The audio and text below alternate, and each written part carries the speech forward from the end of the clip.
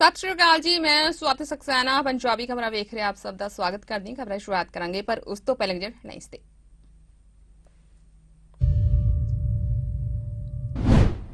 ਅੱਜ ਪੰਜਾਬ ਸਭਾ ਦੇ budget session ਦਾ 5ਵਾਂ ਦਿਨ ਕੈਪਟਨ ਦੇ ਭਾਸ਼ਣ ਦੌਰਾਨ ਵਿਰੋਧੀ ਧਿਰਾਂ ਦੇ ਵਿਧਾਇਕਾਂ ਵੱਲੋਂ ਸਦਨ ਵਿੱਚ ਕੀਤਾ ਗਿਆ ਜ਼ੋਰਦਾਰ ਹੰਗਾਮਾ।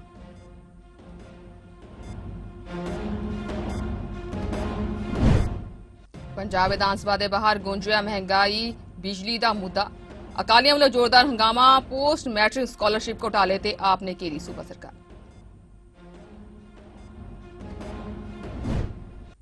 ਅੰਮ੍ਰਿਤਸਰ ਤੋਂ ਸਿੰਘੂ ਬਾਰਡਰ ਲਈ ਵੱਡਾ ਜੱਥਾ ਰਵਾਨਾ। ਗਰਮੀ ਤੇ ਬਾਰਿਸ਼ ਤੋਂ ਬਚਾਅ ਲਈ ਖਾਸ ਪ੍ਰਬੰਧ। ਅੰਮ੍ਰਿਤਸਰ ਜ਼ਿਲ੍ਹੇ ਦਾ ਤੀਸਰਾ ਤੇ ਜਥੇਬੰਦੀ ਦਾ 8ਵਾਂ ਜੱਥਾ ਹੋਇਆ ਰਵਾਨਾ।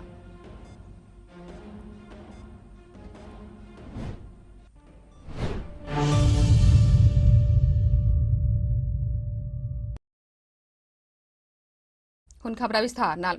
ਅੱਜ ਪੰਜਾਬ ਵਿਧਾਨ ਸਭਾ ਦੇ ਬਜਟ ਸੈਸ਼ਨ ਦਾ 5ਵਾਂ ਦਿਨ ਹੈ। ਅੱਜ ਪੰਜਾਬ ਵਿਧਾਨ ਸਭਾ ਦੇ ਵਿੱਚ ਪੰਜਾਬ ਮੁੱਖ ਮੰਤਰੀ ਕੈਪਟਨ ਅਮਰਿੰਦਰ ਸਿੰਘ ਨੇ ਰਾਜਪਾਲ ਦੇ ਭਾਸ਼ਣ ਦਾ ਜਵਾਬ ਦਿੱਤਾ। ਇਸ ਦੌਰਾਨ ਸਦਨ ਵਿੱਚ ਬੋਲਣ ਦਾ ਸਮਾਂ ਹੋਰ ਮੰਗਦੇ ਹੋਇਆ ਆਪ ਵਿਧਾਇਕਾਂ ਵੱਲੋਂ ਰੋਲਾ ਰੱਪਾ ਪਾਉਂਦਿਆਂ ਹੋਇਆ ਸਪੀਕਰ ਦੀ ਕੁਰਸੀ ਅੱਗੇ ਇਕੱਠੇ ਹੋ ਕੇ ਆਪ ਵਿਧਾਇਕਾਂ ਨੇ ਜੰਮ ਕੇ ਨਾਅਰੇਬਾਜ਼ੀ ਕੀਤੀ ਹੈ। ਹੱਥਾਂ ਵਿੱਚ ਤਖਤੀਆਂ ਲੈ ਕੇ ਕੈਪਟਨ ਦੀ ਕੁਰਸੀ ਕੋਲ ਇਕੱਠੇ ਹੋਏ ਵਿਰੋਧੀ ਧਿਰਾਂ ਦੇ ਵਿਧਾਇਕਾਂ ਨੇ ਖੂਬ ਹੰਗਾਮਾ ਕੀਤਾ। ਹੰਗਾਮੇ ਕਾਰਨ ਕੈਪਟਨ ਅਮਰਿੰਦਰ ਸਿੰਘ ਨੂੰ ਆਪਣਾ ਭਾਸ਼ਣ ਰੋਕਣਾ ਪਿਆ। ਕੈਪਟਨ ਦੇ ਭਾਸ਼ਣ ਦੌਰਾਨ ਵਿਰੋਧੀ ਧਿਰਾਂ ਦੇ ਵਿਧਾਇਕਾਂ ਵੱਲੋਂ ਸਦਨ ਵਿੱਚ ਜ਼ੋਰਦਾਰ ਹੰਗਾਮਾ ਕੀਤਾ ਗਿਆ। ਇਸ ਉਪਰੰਤ ਵਿਧਾਨ ਸਭਾ ਦੀ ਕਾਰਵਾਈ ਥੋੜੀ ਸਮੇਂ ਲਈ ਮੁਲਤਵੀ ਕਰ ਦਿੱਤੀ ਗਈ ਹੈ।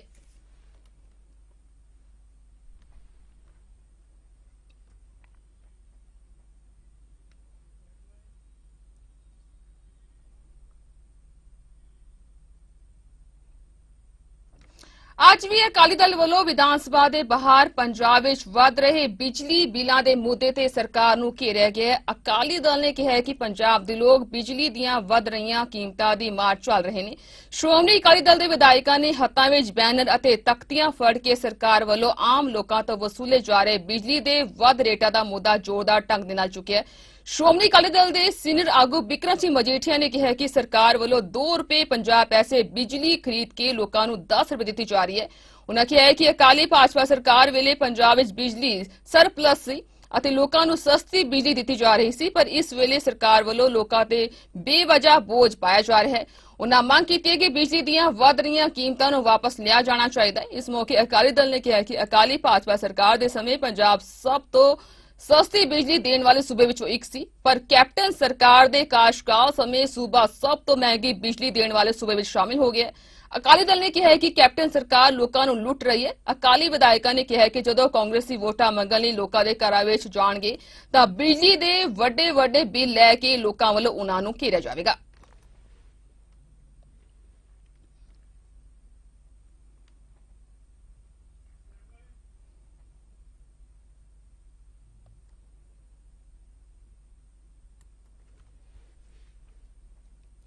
उधर आम आदमी पार्टी ਵੱਲੋਂ ਪੰਜਾਬ ਵਿਧਾਨ ਸਭਾ ਦੇ ਬਾਹਰ ਜੰਮ ਕੇ ਹੰਗਾਮਾ ਕੀਤਾ ਗਿਆ ਹੈ। ਪੋਸਟ ਮੈਟ੍ਰਿਕ ਸਕਾਲਰਸ਼ਿਪ ਘੁਟਾਲੇ ਨੂੰ ਲੈ ਕੇ ਅੱਜ ਆਮ ਆਦਮੀ ਪਾਰਟੀ ਦੇ ਵਿਧਾਇਕਾਂ ਨੇ ਪ੍ਰਦਰਸ਼ਨ ਕਰਦੇ ਪੰਜਾਬ ਵਿਧਾਨ ਸਭਾ ਦੇ ਬਾਹਰ ਪੈਦਲ ਮਾਰਚ ਕੀਤਾ।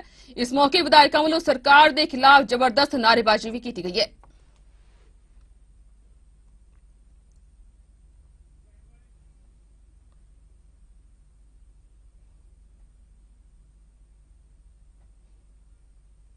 ਹੁਣ ਵਧਦੇ ਹਾਂ ਅਗਲੀ ਖਬਰ ਵੱਲ। ਕਿਸਾਨ ਮਜ਼ਦੂਰ ਸੰਘਰਸ਼ ਕਮੇਟੀ ਵੱਲੋਂ ਕੀਤੇ ਆਪਣੇ ਐਲਾਨ ਦੇ ਮੁਤਾਬਕ ਅੱਜ ਜਥੇਬੰਦੀ ਦਾ 8ਵਾਂ ਜੱਥਾ ਦਿੱਲੀ ਦੇ ਸਿੰਘੂ ਸਰਹੱਦ ਤੇ ਖੇਤੀ ਕਾਨੂੰਨਾਂ ਦੇ ਖਿਲਾਫ ਜਾਰੀ ਅੰਦੋਲਨ ਵਿੱਚ ਸ਼ਮੂਲੀਅਤ ਕਰਨ ਦੇ ਲਈ ਅੰਮ੍ਰਿਤਸਰ ਦੇ ਗੋਲਡਨ ਗੇਟ ਤੋਂ ਰਵਾਨਾ ਹੋਇਆ। ਇਹ ਅੰਮ੍ਰਿਤਸਰ ਜ਼ਿਲ੍ਹੇ ਦਾ ਤੀਸਰਾ ਤੇ ਜਥੇਬੰਦੀ ਦਾ 8ਵਾਂ ਜੱਥਾ ਸੀ, ਜਿਸ ਨੂੰ ਮਾਝੇ ਦੇ ਕਿਸਾਨਾਂ ਵੱਲੋਂ ਭਰਪੂਰ ਸਮਰਥਨ ਮਿਲਿਆ।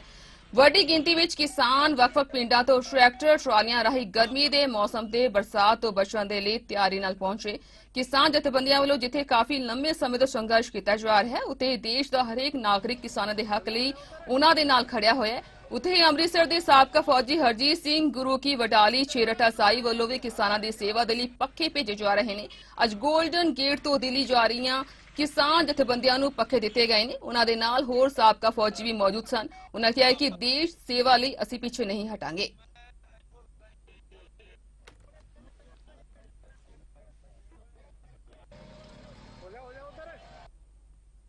ਕੇਂਦਰ ਸਰਕਾਰ ਨੇ ਪੰਜਾਬ ਨੂੰ ਇੱਕ ਹੋਰ ਝਟਕਾ ਦਿੱਤਾ ਹੈ। ਇਸ ਨਾਲ ਕਣਕ ਦੇ ਸੀਜ਼ਨ ਵਿੱਚ ਵੱਡੀ ਮੁਸੀਬਤ ਖੜੀ ਹੋ ਸਕਦੀ ਹੈ। ਦਰਅਸਲ ਕੇਂਦਰ ਸਰਕਾਰ ਨੇ ਅਚਾਨਕ ਪੰਜਾਬ ਦੀਆਂ ਮੀਲਾਂ ਤੋਂ ਚੌਲ ਲੈਣੇ ਬੰਦ ਕਰ ਦਿੱਤੇ ਨੇ। ਇਸ ਕਾਰਨ ਪੰਜਾਬ ਵਿੱਚ ਕਰੀਬ 4300 ਚੌਲ ਮੀਲਾਂ ਵਿੱਚ ਛਪਾਈ ਦਾ ਕੰਮ ਬੰਦ ਹੋ ਗਿਆ। ਸੂਤਰਾਂ ਮੁਤਾਬਕ ਕੇਂਦਰੀ ਖੁਰਾਕ ਮੰਤਰਾਲੇ ਨੇ 16 ਫਰਵਰੀ ਨੂੰ ਫਰਮਾਨ ਜਾਰੀ ਕੀਤੇ ਸਨ ਕਿ ਪੰਜਾਬ ਵਿੱਚੋਂ ਤਾਂ ਹੀ ਚੌਲ ਲਿਆ ਜਾਵੇਗਾ ਕਿ ਜੇਕਰ ਇਨ੍ਹਾਂ ਚੌਲਾਂ ਦੇ ਵਿੱਚ ਪ੍ਰੋਟੀਨ ਵਾਲਾ ਚੌਲ ਮਿਕਸ ਕੀਤਾ ਜਾਵੇਗਾ। ਚੌਲ ਮਿਲਾਂ ਕੋਲ ਅਜਿਹਾ ਕੋਈ ਪ੍ਰਬੰਧ ਨਹੀਂ ਹੈ ਕਿ ਪ੍ਰੋਟੀਨ ਵਾਲਾ ਚੌਲ ਆਮ ਚੌਲਾਂ ਵਿੱਚ ਮਿਕਸ ਕਰ ਸਕਣ। ਪੰਜਾਬ ਲਈ ਮੁਸੀਬਤ ਇਹ ਹੈ ਕਿ ਕਣਕ ਦਾ ਸੀਜ਼ਨ ਸ਼ੁਰੂ ਹੋਣ ਵਾਲਾ ਹੈ। ਜੇਕਰ ਚੌਲਾਂ ਦੀ ਚੁਕਾਈ ਨਹੀਂ ਹੋਈ ਤਾਂ ਕਣਕ ਤੇ ਭੰਡਾਰਨ ਦੀ ਸਮੱਸਿਆ ਆਵੇਗੀ। ਇਸ ਦੇ ਨਾਲ ਹੀ ਬਾਰਦਾਨੇ ਦੀ ਵੀ ਮੁਸੀਬਤ ਖੜੀ ਹੋ ਸਕਦੀ ਹੈ।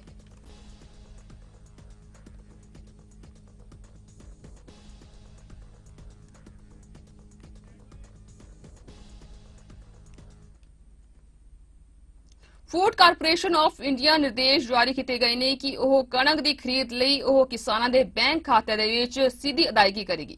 ਕਣਕ ਖਰੀਦ ਅਗਲੇ ਮਹੀਨੇ ਸ਼ੁਰੂ ਹੋਣੀ ਹੈ। ਹੁਣ ਤੱਕ ਅਦਾਇਗੀ ਏਜੰਟਾਂ ਨੂੰ ਕੀਤੀ ਜਾਂਦੀ ਹੈ ਜੋ ਅੱਗੇ ਕਿਸਾਨਾਂ ਨੂੰ ਅਦਾਇਗੀ ਕਰਦੇ ਨੇ। ਐਫਸੀਆਈ ਵੀ ਇਸ ਵਰੇ 130 ਲੱਖ ਟਨ ਕਣਕ ਦੀ ਖਰੀਦ ਕਰੇਗੀ, ਜਿਸ ਲਈ ਕਿਸਾਨ 24,000 ਕਰੋੜ ਰੁਪਏ ਤੋਂ ਵੱਧ ਦੀ ਅਦਾਇਗੀ ਕਿਸਾਨਾਂ ਨੂੰ ਕੀਤੀ ਜਾਵੇਗੀ। ਇਸ ਸਬੰਧ ਦੇ ਵਿੱਚ ਐਫਸੀਆਈ ਵੱਲੋਂ ਫੂਡ ਤੇ ਸਪਲਾਈ ਵਿਭਾਗ ਪੰਜਾਬ ਨੂੰ ਪੱਤਰ ਭੇਜਿਆ ਗਿਆ। ਇਸ ਵਿੱਚ ਇਹ ਵੀ ਕਿਹਾ ਗਿਆ ਹੈ ਕਿ ਇਸ ਖਰੀਦ ਸੀਜ਼ਨ ਲਈ ਕਿਸਾਨਾਂ ਦੀ ਜ਼ਮੀਨੀ ਰਿਕਾਰਡ ਦੀ ਜਾਣਕਾਰੀ ਦੇਣੀ ਵੀ ਲਾਜ਼ਮੀ ਹੋਵੇਗੀ।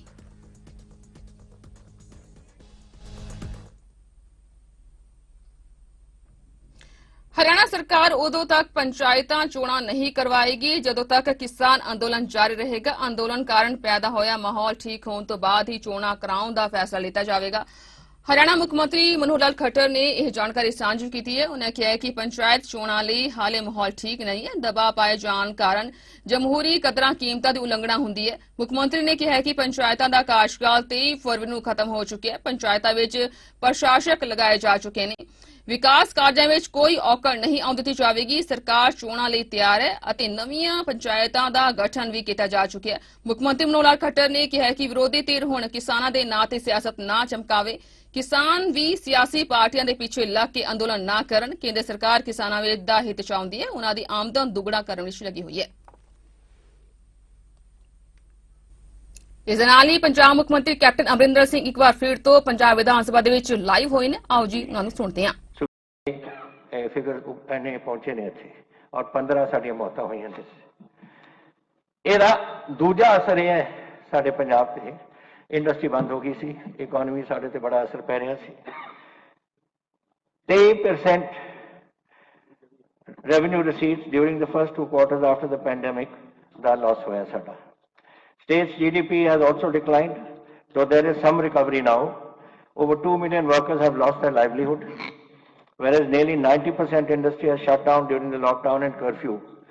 Our government made persistent efforts to revive industry, and I'm happy to state that all industrial units in the state are now functional. I'm also happy to share that despite being over 2.5% of India's population, आंकड़े पता नहीं अखबार वाले कितों दे जाते ने, cases reported in Punjab have been relatively much less. 1.6% of the country's 1.1 crore cases.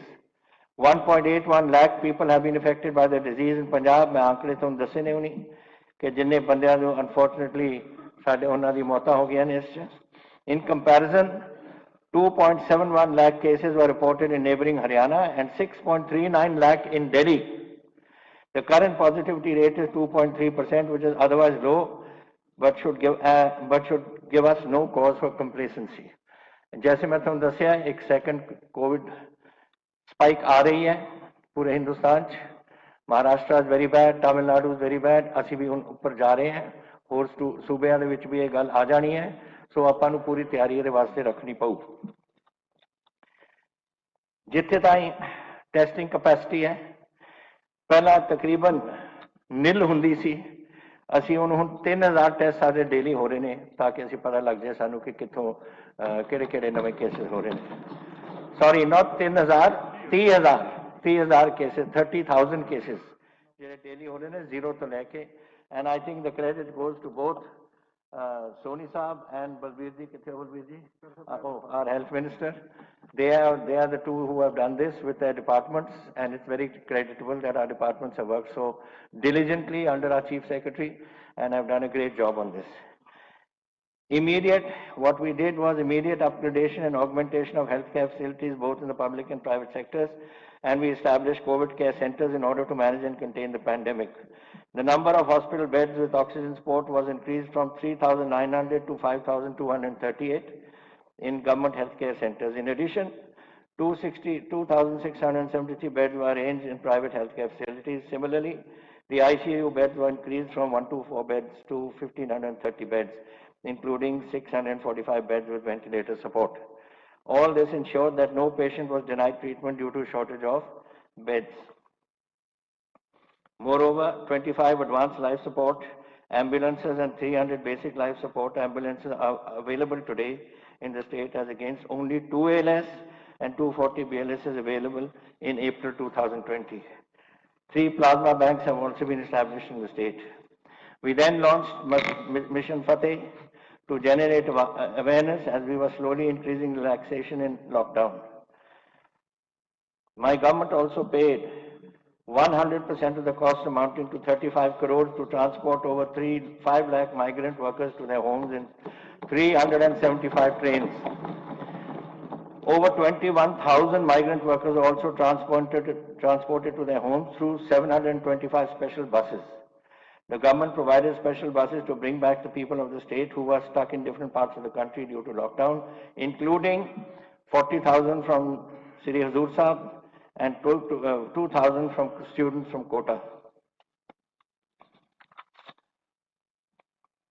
We also provided relief to construction workers was 171 crores at the rate of 6,000 per worker to 2.86 lakh construction workers registered with the state to help them in this period of lockdown. Procurement of wheat and paddy went without a hitch, which credit goes to JDB.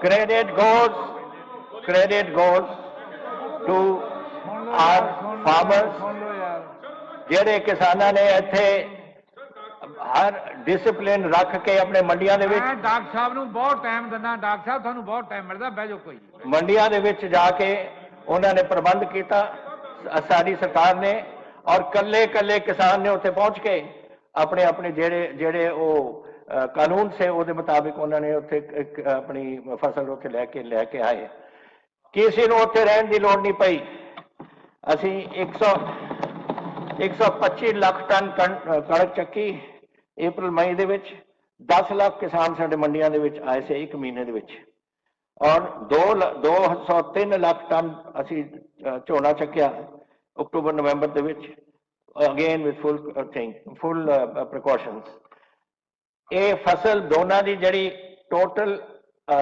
ਰਕਮ ਸੀ ਉਹ ਸੀ 62,600 ਕਰੋੜ ਜਿਹੜੇ ਕਿਸਾਨਾਂ ਨੂੰ ਉਹਨਾਂ ਦੇ ਕੋਲ ਪਈ ਇਹ ਫਸਲ ਕਰਕੇ ਜਿਹੜੀ ਅਸੀਂ ਦਿੱਤੀ 48 ਘੰਟੇ ਤੋਂ ਜ਼ਿਆਦਾ ਕਿਸੇ ਨੂੰ ਬੈਠਣ ਦੀ ਲੋੜ ਨਹੀਂ ਪਈ I think that the credit ਸਾਡੇ ਮਹਿਕਮਿਆਂ ਨੂੰ ਜਾਂਦਾ ਹੈ ਬਟ ਕ੍ਰੈਡਿਟ ਗੋਜ਼ ਆਲਸੋ ਜਿਹੜੇ ਕਿਸਾਨਾਂ ਨੂੰ ਜਿਨ੍ਹਾਂ ਨੇ ਉਹ ਡਿਸਪਲਿਨ ਦੇ ਵਿੱਚ ਰਹਿੰਦੇ ਹੋਏ ਇਹ ਗੱਲ ਸਿਰੇ ਚੜਾਈ ਹੈ ਇੱਕ ਗੱਲ ਮੈਂ ਆਪ ਨੂੰ ਕਹਿਣਾ ਚਾਹੁੰਦਾ ਹਾਂ ਸਕੂਲ ਐਜੂਕੇਸ਼ਨ ਬਾਰੇ I think this is the best thing and I must congratulate my minister and all his department on this ਜਿਹੜਾ ਕੁਝ ਕੀਤਾ ਇਹਨਾਂ ਨੇ ਐਜੂਕੇਸ਼ਨ ਕੁਝ ਇੱਕ ਸੌਰਟ ਆਫ ਰੈਵੋਲੂਸ਼ਨ ਜਾਂ ਆ ਗਿਆ ਸਾਡੇ ਪੰਜਾਬ 'ਚ ਪਹਿਲਾਂ ਲੋਕ ਸਰਕਾਰੀ ਸਕੂਲਾਂ ਨੂੰ ਛੱਡ ਕੇ ਜਾਂਦੇ ਸੀ ਪ੍ਰਾਈਵੇਟ ਸਕੂਲਾਂ 'ਚ ਹੁਣ ਉਲਟਾ ਕੰਮ ਚੱਲ ਪਿਆ ਔਰ ਐਤਕੀ ਜਿਹੜੇ ਰਿਜ਼ਲਟ ਆਏ ਨੇ ਸਾਡੇ 10ਵੀਂ ਔਰ 12ਵੀਂ ਦੇ ਪ੍ਰਾਈਵੇਟ ਸਕੂਲਾਂ ਦੀ ਔਸਤ ਨਾਲੋਂ ਸਾਡੇ ਜ਼ਿਆਦਾ ਸੀ so this is I think one of the most creditable things ਲੇਕਿਨ ਅਸੀਂ ਸ਼ੁਰੂਆਤ ਕੀਤੀ ਇੱਕ ਹੋਰ ਚੀਜ਼ ਕਿ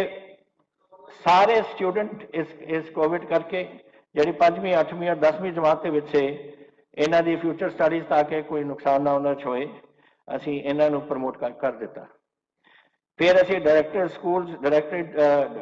ਸਕੂਲਸ ਨੂੰ ਕਿ ਟਿਊਸ਼ਨ ਫੀਸ ਵਗੈਰਾ ਇਹਨਾਂ ਦੀ ਮਾਫ ਕੀਤੀ ਜਾਵੇ ਹਰਿਆਣਾ ਸਾਡੀ ਹਾਈ ਕੋਰਟ ਨੇ ਥੋੜੀ ਤਬਦੀਲੀ ਉਹਦੇ 'ਚ ਲਿਆਈ ਹੈ ਲੇਕਿਨ ਉਹਨਾਂ ਨੂੰ ਕੋਈ ਟਿਊਸ਼ਨ ਫੀਸ ਦੇਣ ਦੀ ਉਹਨਾਂ ਨੂੰ ਲੋੜ ਨਹੀਂ ਪਈ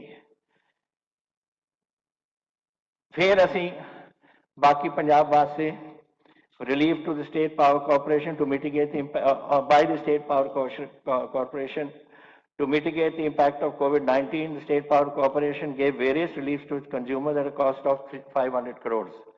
These included deferment of payment of electricity bills, 1% rebate on current and electricity energy bills, deferment of fixed charges, waiver of extension charges, and non-revision of security for electricity consumers.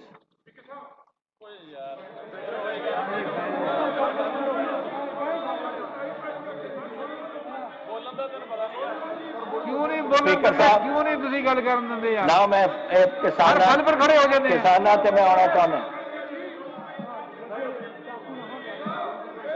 मैं speaker साहब किसानी ते आना चाहना।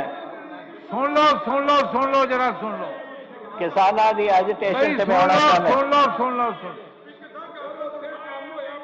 भाई बोल लेन दो बाद में पूछ लियो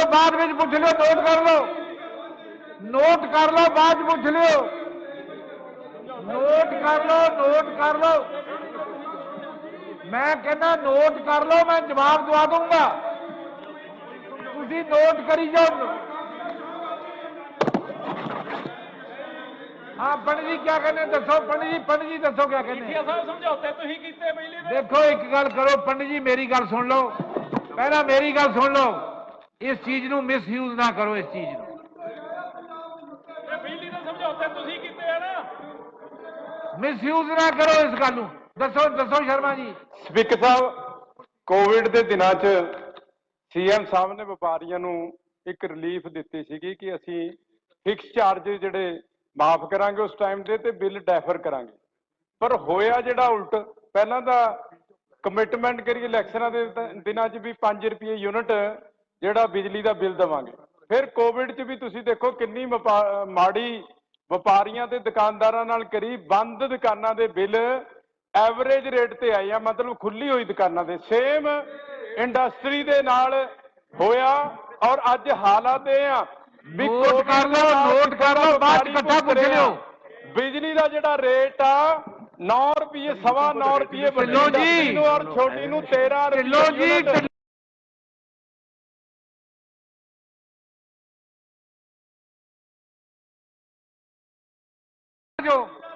no point of order CM साहब सीएम साहब सीएम साहब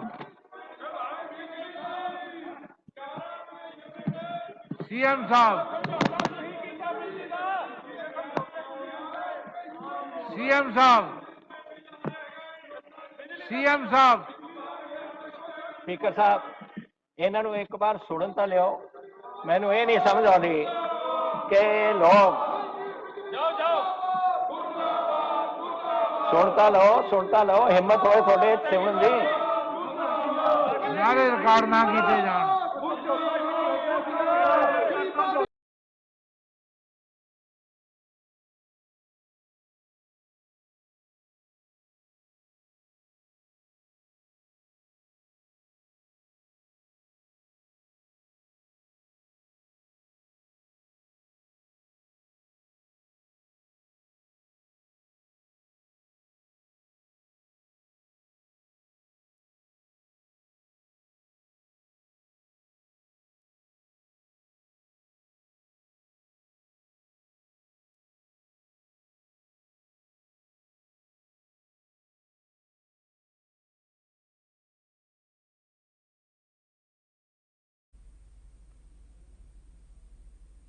ਹੁਣ ਅੱਗੇ ਵਧਦੇ ਹਾਂ।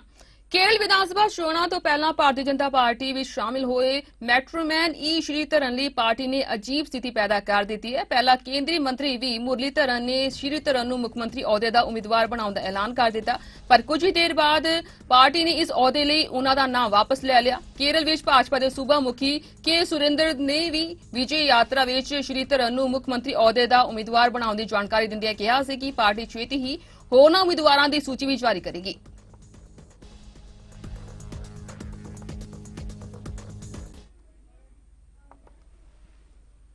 ਕੋਰੋਨਾ ਕਾਲ ਮਗਰੋਂ ਇੱਕ ਵਾਰ ਫਿਰ ਤੋਂ ਭਾਰਤ ਦੇ ਪ੍ਰਧਾਨ ਮੰਤਰੀ ਮੋਦੀ ਵਿਦੇਸ਼ ਯਾਤਰਾ ਤੇ ਜਾਣ ਲਈ ਤਿਆਰ ਨੇ। ਦੱਸਦੇ ਕਿ ਕਰੀਬ 16 ਮਹੀਨਿਆਂ ਦੇ ਲੰਮੇ ਸਮੇਂ ਮਗਰੋਂ ਪੀਐਮ ਮੋਦੀ ਬੰਗਲਾਦੇਸ਼ ਤੋਂ ਆਪਣੇ ਵਿਦੇਸ਼ ਦੌਰਿਆਂ ਦੀ ਸ਼ੁਰੂਆਤ ਕਰ ਰਹੇ ਨੇ। ਉਹ 26-27 ਮਾਰਚ ਨੂੰ ਬੰਗਲਾਦੇਸ਼ ਦੇ ਦੌਰੇ ਤੇ ਹੋਣਗੇ। ਉਹਨਾਂ ਦੇ ਦੌਰੇ ਦੀਆਂ ਦੋ ਗੱਲਾਂ ਸੁਰਖੀਆਂ ਵਿੱਚ ਨੇ, ਜਿਸ ਵਿੱਚ ਪਹਿਲੀ ਵਜ੍ਹਾ ਹੈ ਕਿ ਬੰਗਲਾਦੇਸ਼ ਆਪਣਾ 50ਵਾਂ ਆਜ਼ਾਦੀ ਦਿਹਾੜਾ ਮਨਾ ਰਿਹਾ ਹੈ ਅਤੇ ਦੂਸਰੀ ਵਜ੍ਹਾ ਹੈ ਕਿ ਇਸ ਦੌਰਾਨ ਬੰਗ ਬੰਧੂ ਸ਼ੇਖ ਸਜੀਰ ਬੁਰਹਮਾਨ ਦਾ ਜਨਮ ਸ਼ਤਾਬਦੀ ਹੈ। ਇਸ ਦੇ ਨਾਲ ਹੀ ਭਾਰਤ ਬੰਗਲਾਦੇਸ਼ ਦਰਮਿਆਨ ਕੂਟਨੀਤਿਕ ਸਬੰਧਾਂ ਦੀ ਵੀ 50ਵੀਂ ਵਰ੍ਹੇਗੰਢ ਹੈ।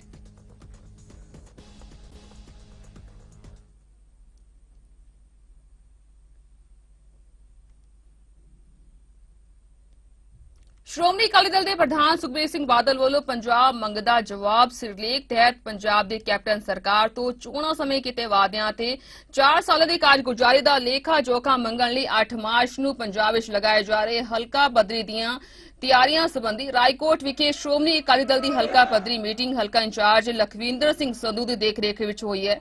ਮੀਟਿੰਗ ਦੌਰਾਨ ਆਗੂਆਂ ਨੇ ਰੈਲੀ ਸੰਬੰਧੀ ਪਾਰਟੀ ਦੇ ਸਰਕਲਰ ਪ੍ਰਧਾਨ, ਅਹੁਦੇਦਾਰਾਂ, ਜਥੇਦਾਰਾਂ ਅਤੇ ਵਰਕਰਾਂ ਦੀਆਂ ਡਿਊਟੀਆਂ ਲਗਾਈਆਂ ਤਾਂ ਜੋ 8 ਅਗਸਤ ਦੇ ਹਲਕਾ ਪੱਧਰੀ ਧਰਨੇ ਨੂੰ ਸਫਲ ਬਣਾਇਆ ਜਾ ਸਕੇ। ਇਸ ਮੌਕੇ ਜਾਣਕਾਰੀ ਦਿੰਦਿਆਂ ਹਲਕਾ ਇੰਚਾਰਜ ਸੰਧੂ ਨੇ ਕਿਹਾ ਕਿ 8 ਅਗਸਤ ਨੂੰ ਲੁਧਿਆਣਾ ਬਠਿੰਡਾ ਰਾਜਮਾਰਗ ਤੇ ਸਥਿਤ ਰਾਏਕੋਟ ਦੇ ਸਰਦਾਰ ਹਰੀ ਸਿੰਘ ਨਲਵਾ ਚੌਕ ਵਿਖੇ ਸਵੇਰੇ 11 ਵਜੇ ਤੋਂ 1 ਵਜੇ ਤੱਕ ਲਗਾਇਆ ਜਾਵੇਗਾ, ਜਿਸ ਵਿੱਚ ਪੰਜਾਬ ਦੀ ਕੈਪਟਨ ਸਰਕਾਰ ਤੋਂ 4 ਸਾਲਾਂ ਦਾ ਹਿਸਾਬ ਕਿਤਾਬ ਮੰਗਿਆ ਜਾਵੇਗਾ।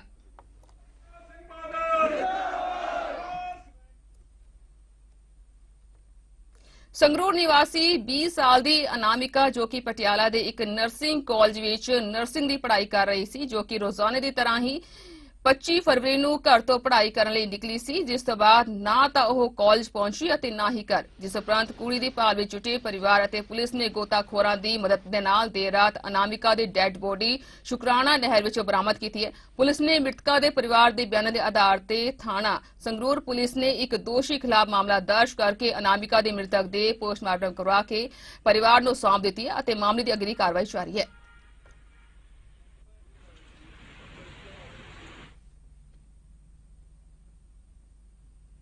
ਅਗਲੀ ਖਬਰ ਅੰਮ੍ਰਿਤਸਰ ਦੇ ਥਾਣਾ ਮਜੀਠਾ ਰੋਡ ਦੇ ਅਧੀਨ ਆਉਂਦੀ ਚੌਂਕੀ ਫੈਜ਼ਪੁਰਾ ਦੇ ਇਲਾਕੇ ਦੀ ਹੈ, ਜਿੱਥੇ ਇਲਾਕੇ ਵਿੱਚ ਸਥਿਤ ਇੱਕ ਨਿੱਜੀ ਰੈਸਟੋਰੈਂਟ ਕਮ ਬਾਰ ਦਾ ਵਿੱਚ ਜਿੱਥੇ ਦੇਰ ਰਾਤ ਰੈਸਟੋਰੈਂਟ ਦੇ ਮਾਲਕ ਸਤਿੰਦਰਬੀਰ ਸਿੰਘ ਵੱਲੋਂ ਜਦੋਂ ਰੈਸਟੋਰੈਂਟ ਬੰਦ ਕੀਤਾ ਜਾ ਰਿਹਾ ਸੀ ਤਾਂ ਕੁਝ ਅਣਪਛਾਤੇ ਬੰਦਿਆਂ ਵੱਲੋਂ ਰੈਸਟੋਰੈਂਟ ਦਾ ਸ਼ਟਰ ਖੜਕਾ ਕੇ ਖਾਣੇ ਦੀ ਮੰਗ ਕੀਤੀ ਗਈ ਅਤੇ ਜਦੋਂ ਰੈਸਟੋਰੈਂਟ ਵਿੱਚ ਕੰਮ ਕਰਨ ਵਾਲੇ ਵਰਕਰ ਵੱਲੋਂ ਉਹਨਾਂ ਵਿਅਕਤੀਆਂ ਨੂੰ ਰੈਸਟੋਰੈਂਟ ਬੰਦ ਹੋਣ ਦਾ ਹਵਾਲਾ ਦਿੱਤਾ ਗਿਆ ਤਾਂ ਉਹਨਾਂ ਵਿਅਕਤੀਆਂ ਵੱਲੋਂ ਵਰਕਰ ਨਾਲ ਕੁੱਟਮਾਰ ਕਰਦਿਆਂ ਉਸ ਦੇ ਸਿਰ ਵਿੱਚ ਤੇਜ਼ਧਾਰ ਹਥਿਆਰਾਂ ਦੇ ਨਾਲ ਸੱਟਾਂ ਮਾਰੀਆਂ ਗਈਆਂ ਅਤੇ ਜਦੋਂ ਰੈਸਟੋਰੈਂਟ ਦਾ ਮਾਲਕ ਬਚਾਅ ਕਰਨ ਆਇਆ ਤਾਂ ਉਸ ਉੱਤੇ ਵੀ ਤੇਜ਼ਧਾਰ ਹਥਿਆਰਾਂ ਦੇ ਨਾਲ ਸੱਟਾਂ ਮਾਰ ਕਰ ਉਸ ਨੂੰ ਬੁਰੀ ਤਰ੍ਹਾਂ ਜ਼ਖਮੀ ਕਰ ਦਿੱਤਾ ਗਿਆ, ਜਿਸ ਨੂੰ ਮੌਕੇ ਤੇ ਹੀ ਹਸਪਤਾਲ ਦਾਖਲ ਕਰਵਾਇਆ ਗਿਆ। ਉਧਰ ਮੌਕੇ ਤੇ ਪਹੁੰਚੀ ਪੁਲਿਸ ਨੇ ਬਿਆਨਾਂ ਦੇ ਆਧਾਰ ਤੇ ਜਲਦੀ ਹੀ ਦੋਸ਼ੀਆਂ ਨੂੰ ਗ੍ਰਿਫਤਾਰ ਕਰਨ ਬਣਦੀ ਕਾਰਵਾਈ ਕਰਨ ਦਾ ਭਰੋਸਾ ਦਿੱਤਾ ਹੈ।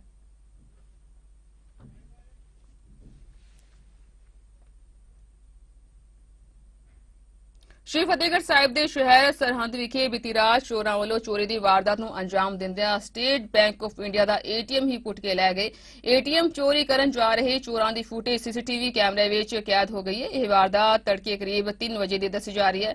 ਅੱਜ ਸਵੇਰੇ ਜਿਵੇਂ ਹੀ ਇਹ ਖਬਰ ਪੁਲਿਸ ਨੂੰ ਮਿਲੀ ਤਾਂ ਪੁਲਿਸ ਵਿਭਾਗ ਦੀ ਟੀਮ ਫਿੰਗਰਪ੍ਰਿੰਟ ਮਾਹਰ ਘਟਨਾ ਸਥਾਨ ਤੇ ਬਰੀਕੀ ਨਾਲ ਜਾਂਚ ਪੜਤਾਲ ਕੀਤੀ ਗਈ ਹੈ। ਇਸ ਮੌਕੇ ਡੀਐਸਪੀ ਰਘੁਬੀਰ ਸਿੰਘ ਨੇ ਕਿਹਾ ਕਿ ਸੀਸੀਟੀਵੀ ਫੁਟੇਜ ਅਨੁਸਾਰ ਰੱਸਾ ਪਾ ਕੇ ਕਿਸੇ ਗੱਡੀ ਨਾਲ ਏਟੀਐਮ ਪੁੱਟਿਆ ਗਿਆ। ਉਹਨਾਂ ਦੱਸਿਆ ਕਿ ਚੋਰਾਂ ਦੀ ਭਾਲ ਕੀਤੀ ਜਾ ਰਹੀ ਹੈ। ਬੈਂਕ ਮੈਨੇਜਰ ਸੰਜੀਵ ਕੁਮਾਰ ਨੇ ਕਿਹਾ ਕਿ ਏਟੀਐਮ ਵਿੱਚ ਰਾਤ ਕਲੋਜ਼ਰ ਸਮੇਂ 18,88,000 ਨਕਦੀ ਸੀ, ਜੋ ਚੋਰ ਮਸ਼ੀਨ ਸਮੇਤ ਲੈ ਕੇ ਫਰਾਰ ਹੋ ਗਏ।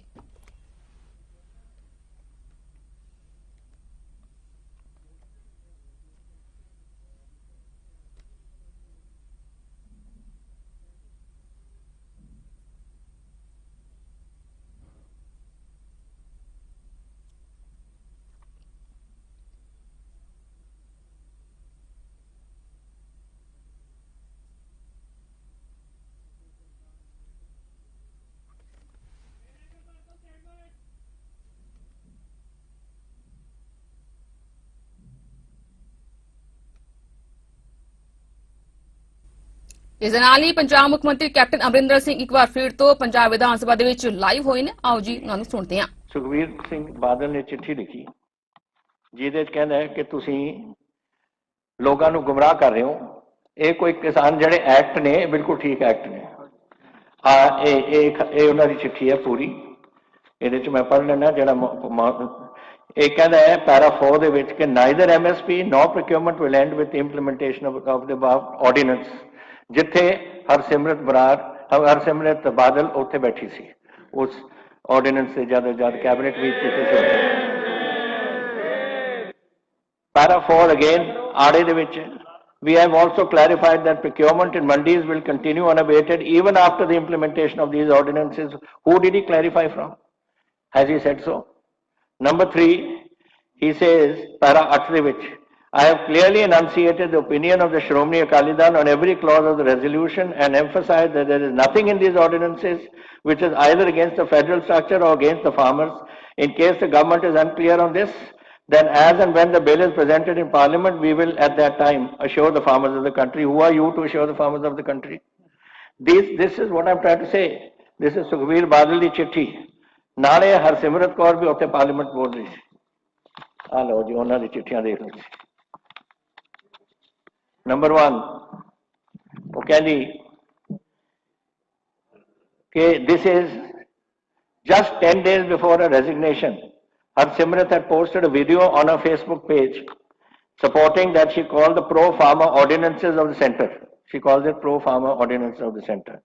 She also mentioned how no other state was protesting against these ordinances and how the Congress is trying to mislead the farmers in Punjab.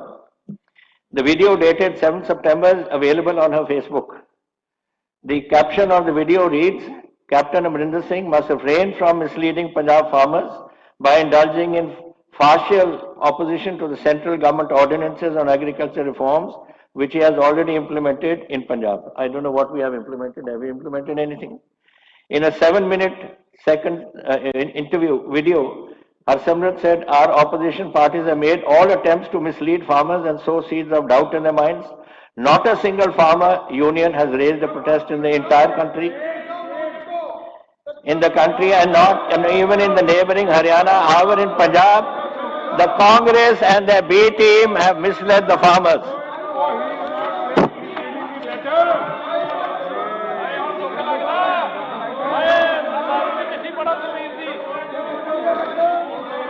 हाँ मजीठिया जी हाँ Now India today ਦੇ ਵਿੱਚ ਕੀ ਕਰਨਾ ਚਾਹੁੰਦਾ ਦੇਖੋ facts will not change if the chief minister tries to mislead people ਮੈਂ ਪੁੱਛਣਾ ਚਾਹੁੰਦਾ ਸੋਨੀਆ ਗਾਂਧੀ ਰਾਹੁਲ ਗਾਂਧੀ ਕਿਦਨ ਸੀ ਜਿੱਦਨ ਵੋਟਾਂ ਪੈ ਰਹੀਆਂ ਸੀਗੀਆਂ ਇਸ ਤਿੰਨਾਂ ਕਾਨੂੰਨਾਂ ਦੇ ਖਿਲਾਫ ਤਾਂ ਉਹ ਕਹਿ ਰਹੇ ਸੀ ਉਹ ਤਿੰਨੇ ਸਾਰੀ ਕਾਂਗਰਸ ਬਾਈਕਾਟ ਕਰ ਗਈ और राज्य सभा everybody knows Speaker Sahab where the Congress party stands, whether it is at the national level or whether at this level.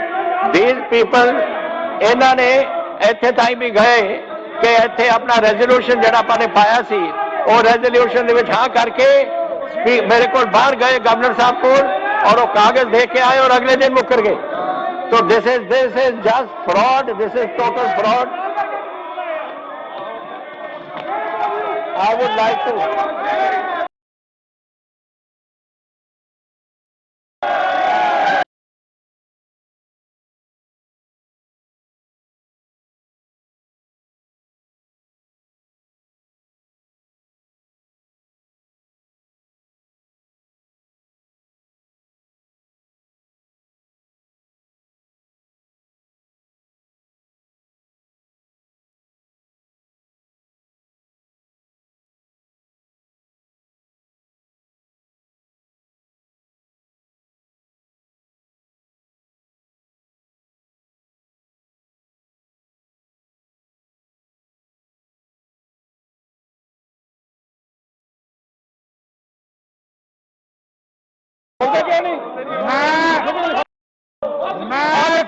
मैं जी सुन लो और देखो चीमा जी सुन लो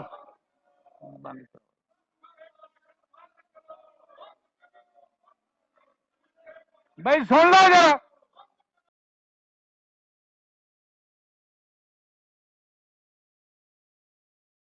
जरा मौजूद ਸ਼੍ਰੋਮਣੀ ਅਕਾਲੀ ਦਲ ਦੇ ਸਾਰੇ ਵਿਧਾਇਕਾਂ ਨੂੰ ਬੇਨਤੀ ਕਰਦਾ ਹਾਂ ਕਿ ਉਹ ਹਾਊਸ ਦੀ ਕਾਰਵਾਈ ਨੂੰ ਨਿਰਵਿਘਨ ਚਲਾਉਣ ਵਿੱਚ ਮੇਰਾ ਸਹਿਯੋਗ ਦੇਣ ਕਿਉਂ ਜੋ ਸਦਨ ਵਿੱਚ ਮੌਜੂਦ ਸ਼੍ਰੋਮਣੀ ਅਕਾਲੀ ਦਲ ਦੇ ਵਿਧਾਇਕਾਂ ਨੇ ਚੇਅਰ ਦੇ ਬਾਰ-ਬਾਰ ਮਨਾ ਕਰਨ ਦੇ ਬਾਅਦ के नारे लगाए चेयर की तौहीन की, चेयर वालों 4 बार की गई बेनती ने अणगौलिया किया। इस तरह उन्होंने जानबूझ के सदन की कार्रवाई विच विघन पाया। पंजाब विधान सभा की कार्यवाही ਅਤੇ ਕਾਰਜ ਸੰਚਾਲਨ ਨਿਯਮਾਵਲੀ ਦੇ ਨਿਯਮ 97(2) ਅਧੀਨ ਮੈਂ ਸਦਨ ਵਿੱਚ ਮੌਜੂਦ ਚੀਮਾ ਜੀ ਤੁਸੀਂ ਪਿੱਛੇ ਹਟੋ ਸਾਰੇ, ਚਲੋ ਪਿੱਛੇ ਹਟੋ ਸਾਰੇ। ਸਦਨ ਵਿੱਚ ਮੌਜੂਦ ਸ਼੍ਰੋਮਣੀ ਅਕਾਲੀ ਦਲ ਦੇ ਵਿਧਾਇਕਾਂ ਨੂੰ ਨੇਮ ਕਰਦਾ ਹਾਂ ਅਤੇ ਸਦਨ ਦੀਆਂ ਸੇਵਾਵਾਂ ਤੋਂ ਸੈਸ਼ਨ ਦੇ ਰਹਿੰਦੇ ਸਮੇਂ ਤੱਕ ਮੁਅੱਤਲ ਕਰਦਾ ਹਾਂ, ਉਹ ਸਦਨ ਵਿੱਚੋਂ ਬਾਹਰ ਚਲੇ ਜਾਣ।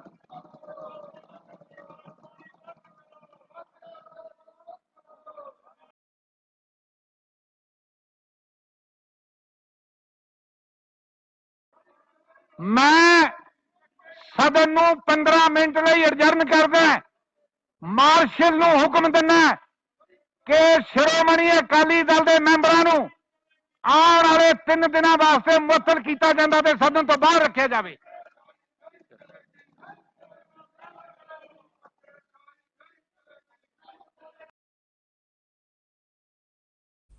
ਹੁਣ ਅੱਗੇ ਵਧਦੇ ਹਾਂ। ਸੱਚਖੰਡ ਜੀ ਹਰਿਮੰਦਰ ਸਾਹਿਬ ਵਿਖੇ ਇੰਡੀਅਨ ਆਇਲ ਪੈਟਰਨਸ ਲਿਮਟਿਡ ਦੇ ਸੀਈਓ ਪੀਕੇ ਝਾਅ ਅਤੇ ਜੀਐਮਪੀਕੇ ਸਰਕਾਰ Malaysia director mister bonus Punjab Spokesman Jasmeet Sethi ਨਤਮਸਤਕ ਹੋਣ ਲਈ ਪਹੁੰਚੇ, ਜਿੱਥੇ ਉਹਨਾਂ ਵੱਲੋਂ ਸੱਚਖੰਡ ਸ੍ਰੀ ਹਰਿਮੰਦਰ ਸਾਹਿਬ ਵਿਖੇ ਮੱਥਾ ਟੇਕਿਆ ਗਿਆ। ਉੱਥੇ ਹੀ ਇਲਾਹੀ ਬਾਣੀ ਦਾ ਸਰਵਣ ਕੀਤਾ ਗਿਆ। ਇਸ ਮੌਕੇ ਸ੍ਰੀ ਦਰਬਾਰ ਸਾਹਿਬ ਦੇ ਇਨਫੋਰਮੇਸ਼ਨ ਵਿਭਾਗ ਵੱਲੋਂ ਉਹਨਾਂ ਦਾ ਵਿਸ਼ੇਸ਼ ਤੌਰ ਤੇ ਸਨਮਾਨ ਵੀ ਕੀਤਾ ਗਿਆ।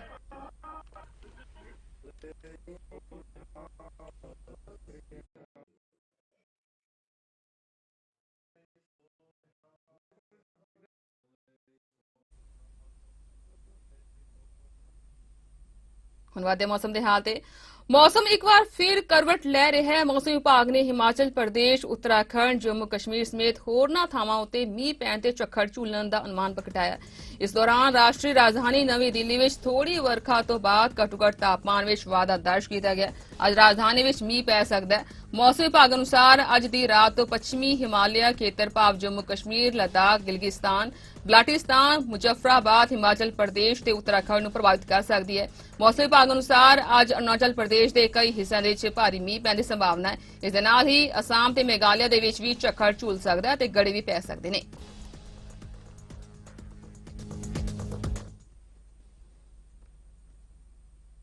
ਇਸ ਤੋਂ ਆ ਗਿਆ ਦੇਸ਼ ਵਿਦੇਸ਼ ਦੀਆਂ ਖਬਰਾਂ ਵੇਖਣ ਦੇ ਲਈ ਤੁਸੀਂ ਬਣੇ ਹੋ ਚੜ੍ਹਦੀ ਕਲਾ ਟਾਈਮ ਟੀਵੀ ਦੇ ਨਾਲ। ਧੰਨਵਾਦ।